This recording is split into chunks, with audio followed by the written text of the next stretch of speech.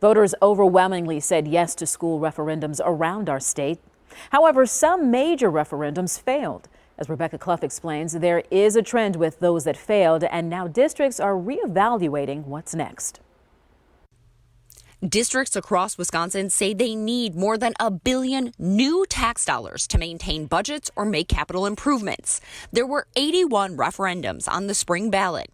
The Clear Lake, Wisconsin School District asked for the least amount of money, $800,000, while the West Allis, West Milwaukee School District wanted the most, $149 million. The West Allis, West Milwaukee referendum failed, but the school board president says it doesn't change the situation they're in. The CIP costs at both high schools are still needed.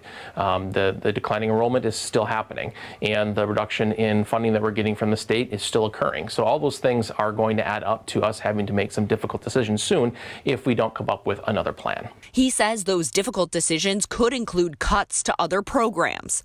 That same sentiment was echoed in other school districts in the area with failed referendums, including Hartford and Waterford. However, a majority of school referendums on the ballot did pass. The Wisconsin Association of School Boards says approximately 8 out of 10 were approved by voters.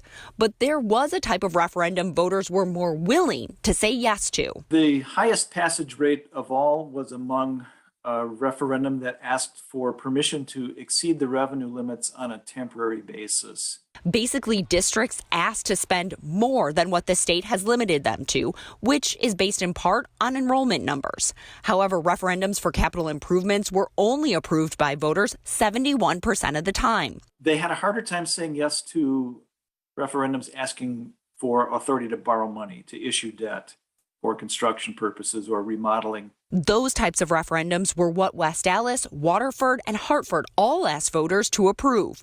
Hartford wanted $12 million to improve its aging outdoor facilities.